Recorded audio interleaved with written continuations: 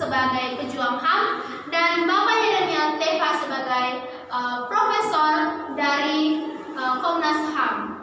Oke, baik, tanpa basa-basi, kita akan langsung saja menanyakan terutama kepada Bapak Yeremia Teva. Sebenarnya apa itu HAM di negara kita dan bagaimana perjalanannya hingga sampai saat ini HAM dapat ditegakkan? Bapak Yeremia, bisakah Bapak menjelaskan sedikit apa itu HAM di negara kita dan bagaimana proses sehingga hukum asasi manusia itu dapat ditegakkan? Menurut Undang-Undang Republik Indonesia Nomor 39 Tahun 1999 tentang hak asasi manusia, yang dimaksud dengan hak asasi manusia adalah seperangkat hak yang melekat pada hakikat dan keberadaan manusia sebagai makhluk Tuhan yang Maha Esa dan merupakan anugerahnya yang wajib dihormati, dijunjung tinggi dan dilindungi oleh negara, hukum, pemerintah, dan setiap orang demi kehormatan serta perlindungan harkat dan martabat manusia. Terima kasih Bapak Yeremia untuk penjelasannya.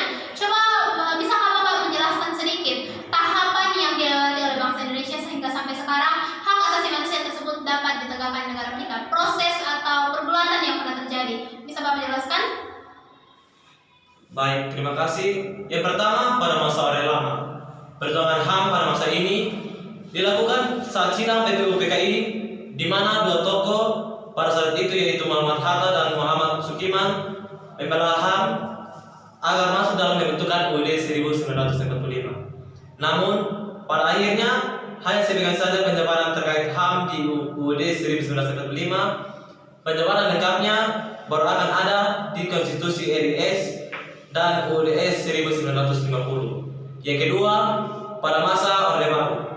Pada masa ini, HAM dianggap sebagai pemikiran ala barat yang penerapannya perlu dibatasi.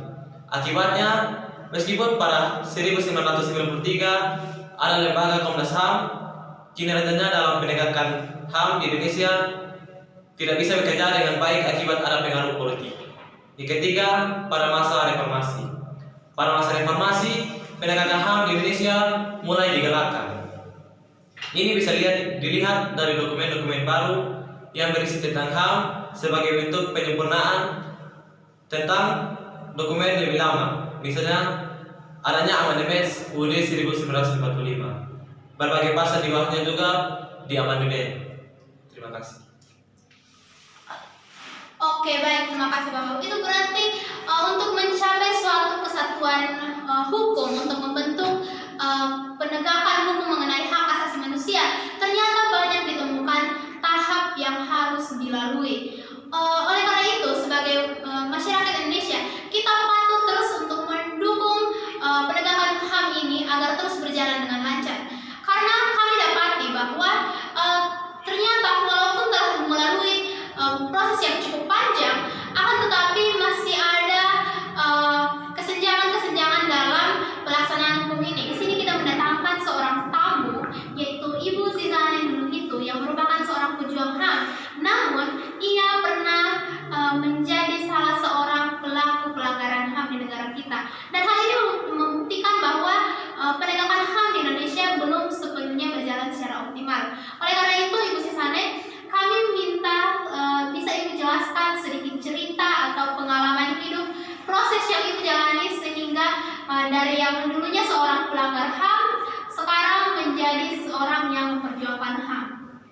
Saya akan menceritakan sedikit pengalaman hidup saya. Saya dulunya merupakan public figure dan karena persaingan yang cukup tinggi pada saat itu, saya melakukan bullying pada rekan kerja saya. Saat itu saya tidak memikirkan dampak pada korban bullying saya. Setelah saya mengetahui dampak yang terjadi, saya memutuskan untuk menjadi pejuang HAM saat ini.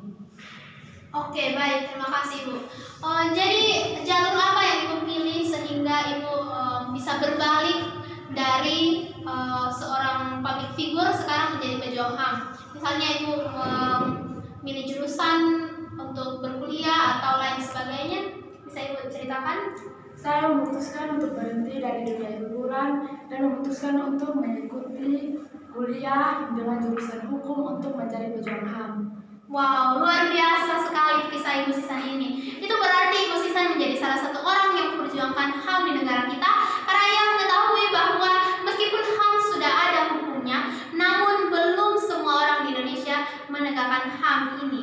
karena itu, mari kita sama-sama sebagai warga negara Indonesia yang baik, kita mendukung pergerakan perjuangan HAM di negara kita seperti yang telah dilakukan Ibu Sisan. Mungkin dari berbagai jalur atau berbagai cara kita bisa melakukannya.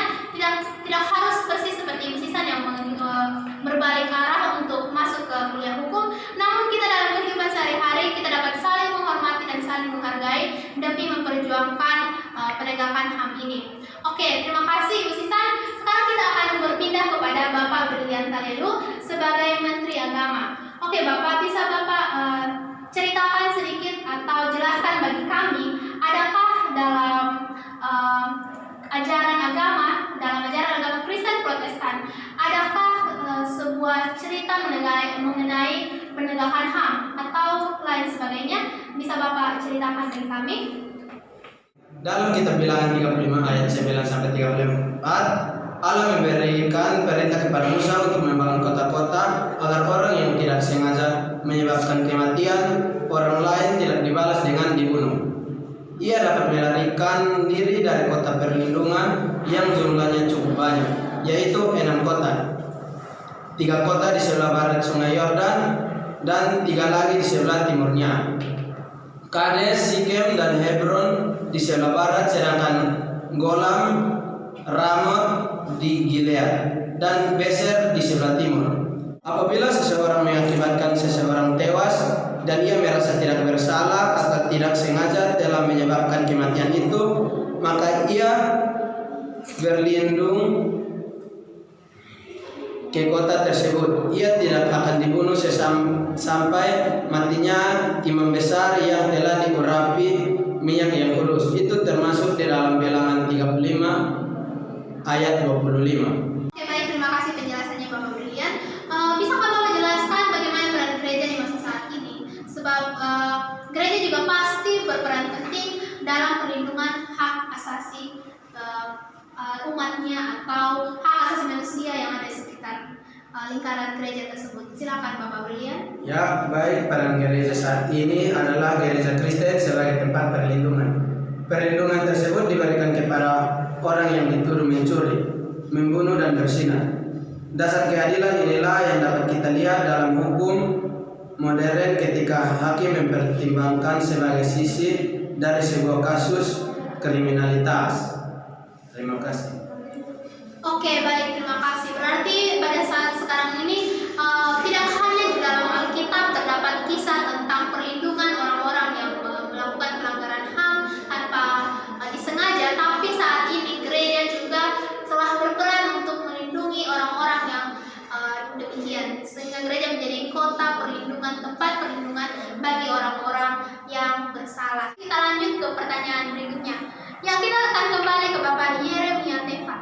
Bapak Yeremia, tadi sudah dijelaskan tentang pergulatan yang terjadi di negara kita untuk memperjuangkan keadilan hukum hak asasi manusia. Oleh karena itu, bisakah Bapak jelaskan kepada kami, apakah masih ada hal-hal yang masih menjadi perdebatan dalam penegakan hukum ini, ataukah hukum tersebut telah ditegakkan dengan sempurna atau telah disusun dengan sempurna? Silakan Bapak Yeremia. Terima kasih. Menurut saya masih ada. Yang pertama, hukuman mati. Hukuman yang dijatuhkan seseorang dianggap melakukan kejahatan yang berat seperti pembunuhan kejam, sadis, pengkhianatan terhadap negara, dan pembuat atau pengedar narkoba. Yang kedua, aborsi atau pengumpulan kandungan atau praktik menghilangkan janin yang ada dalam kandungan. Euthanasia, praktik yang dipilih untuk membebaskan seseorang dari penderitaan yang panjang yang dilakukan dengan sengaja menyuntikkan zat beracun yang mematikan seseorang untuk menghentikan penderitaannya. Ada juga euthanasia pasif, yaitu ketika keluarga si pasien yang sudah tidak dapat lagi berbicara atau sudah tidak sadar lagi meminta agar segala perawatan dihentikan. Terima kasih. Oke, terima kasih. Jadi ternyata masih ada 3 hal yang menjadi perdebatan bagi kita, yaitu hukuman mati, aborsi, dan euthanasia. Dan itu berarti penegakan HAM di Indonesia masih harus terus diperjuangkan. Bapak Brilian, menyangkut dengan hal ini, kan ini berhubungan dengan manusia. Oleh karena itu, bisakah menurut pandangan agama Bapak menjelaskan kesaksian dari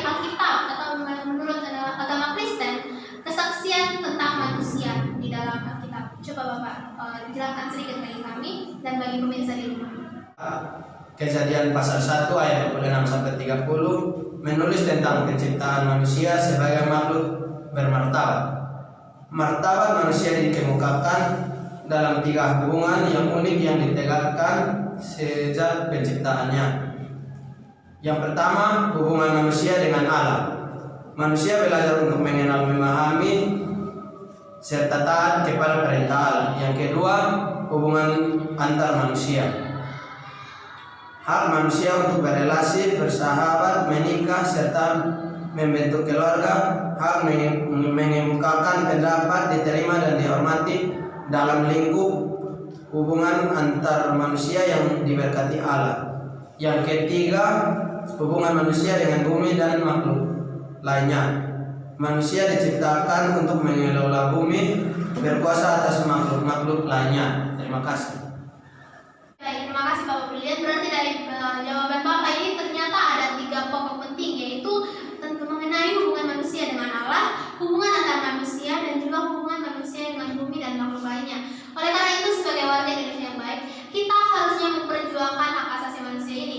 Dan marilah kita menjauhi daerah abu-abu seperti yang telah tadi dijelaskan oleh Bapak Yeremia Teva sebagai pakar hukum dari Komnas HAM mengenai area yang masih menjadi perdebatan, yaitu hukuman mati, aborsi, dan euthanasia atau bunuh diri. Jadi marilah kita menjauhi ketiga hal itu sehingga tidak perlu lagi ada perdebatan untuk menegakkan HAM ini. Yang kita akan kembali untuk masuk kepada kesimpulannya, kita akan kembali kepada Ibu Sisane sebagai pejuang HAM yang dulunya merupakan seorang pelanggar HAM. Ibu Sisane, mungkin ada hal atau ada suatu ayat yang menjadi awal dari berbaliknya Ibu di jalan yang pertama yang pernah Ibu lalui hingga saat ini Ibu memilih untuk menjadi pejuang HAM. Adakah suatu ayat atau kutipan yang mendukung Ibu untuk terus bertahan hidup dan berbalik arah untuk menjalani kehidupan yang lebih baik? Coba Ibu ceritakan sedikit. Terdapat satu ayat yang menjadi pegangan saya saat itu. Ayat itu berada dalam Galatia 5 ayat 13. Di situ Paulus mengatakan, saudara-saudara, memang kamu telah dipanggil untuk merdeka, tetapi janganlah kamu menggunakan kemerdekaan itu sebagai kesempatan untuk kehidupan dalam dosa, melainkan layanilah seseorang orang lain dengan kasih. Baik, demikian hasil wawancara kita pada pagi hari ini, wawancara yang begitu seru dan sangat mengagumkan mendengar cerita-cerita dari Bapak Ibu yang memiliki pengalaman hidup yang luar biasa dan juga keahlian dalam bidang-bidang hukum dan agama ini. Kami sangat berterima kasih, dan oleh karena itu di akhir kata mari kita deklarasikan untuk mari kita tegakkan penegakan hukum hak asasi manusia di negara kita dengan mengingat firman Tuhan, yaitu yang terambil pada Amsal 14 ayat 31, siapa yang menindas orang yang lemah menghina penciptanya.